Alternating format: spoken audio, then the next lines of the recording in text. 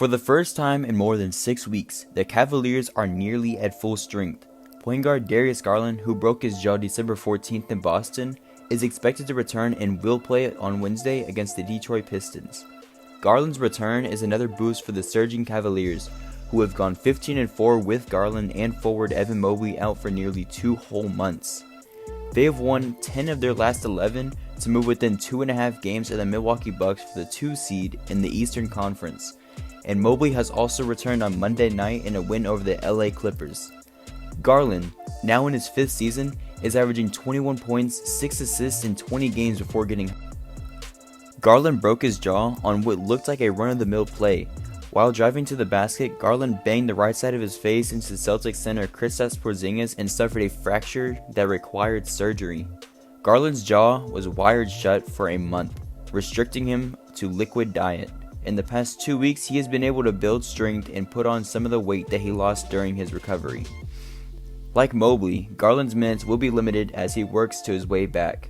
After facing the Pistons, the Cavs will play Memphis on Thursday and San Antonio on Saturday.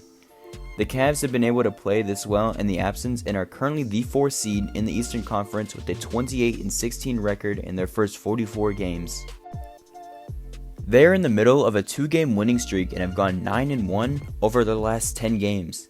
Following the Pistons, the Cavs will travel to Memphis for a matchup with the Grizzlies on Thursday evening. It's great news for Cleveland. They haven't just been treading water since losing Garland and Evan Mobley to major injuries in mid-December. They've been thriving, putting up a 14-4 record without those 2 starters and then winning Mobley's first game back on Monday versus the Clippers after an up-and-down start to the season. With Mobley back in action and Garland set to return this week, the club is well positioned to make a push for the top playoff seed in the second half of the season. They are in the middle of a 2-game winning streak and have gone 9-1 over their last 10 games. Following the Pistons, the Cavs will travel to Memphis for a matchup with the Grizzlies on Thursday evening. It's great news for Cleveland. They haven't just been treading water since losing Garland and Evan Mobley to major injuries in mid-December. They've been thriving, putting up a 14-4 record without those 2 starters and then winning Mobley's first game back on Monday versus the Clippers after an up-and-down start to the season. With Mobley back in action and Garland set to return this week, the club is well positioned to make a push for the top playoff seed in the second half of the season. The Cavaliers just got back 2 of their best players. Mobley has last played on December 6th against Orlando. The 22-year-old had a procedure on December 18th and is back on the court faster than expected. The Cavs initially said that he would be out for 2 months. Mobley credited a positive mindset for his quick recovery, although. Coach J.B. Bickerstaff said Mobley initially would be restricted to 20 to 24 minutes per game.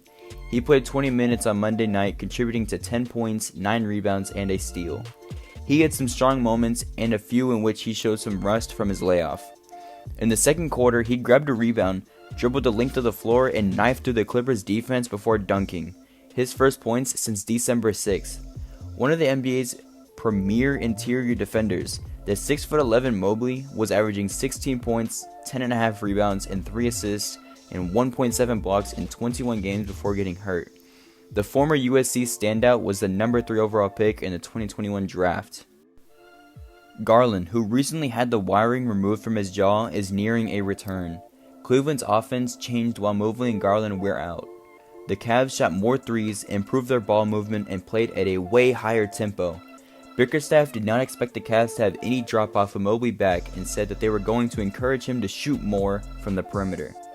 One of the craziest storylines surrounding both of these players is how they will reacclimate themselves to a team with dramatically different game plan than what they were before they were injured. Something is for sure though, Garland is a perfect fit with this new-look Cavaliers team. In fact, he should thrive in this new offense. What is this new Cavaliers game plan though? For those who haven't been watching the team in the last 6 weeks, Cavs have been shooting the 3-ball at a much higher rate than before DG got injured. From the beginning of the season until December 14th, the Cavs attempted 33 3-pointers a game, but from December 15th, that has jumped to 42 a game. DG has always been known for his 3-point shooting. This was one of the biggest strengths coming out of college, and that carried over to his NBA game. Garland's career 3-point average is 38% on almost 6 attempts per game. Having him shoot the ball more could take the Cavaliers' offense to new heights. The increase in 3-point shooting has generated a lot of chatter over the last month.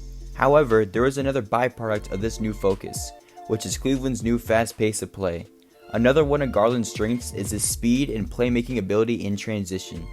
Cleveland's fast pace will allow him to create more plays during the fast breaks. Will it take some time for Garland to get used to playing in a different offense? Of course. But the Cavs will be better off in the long term with him leading the team as the point guard.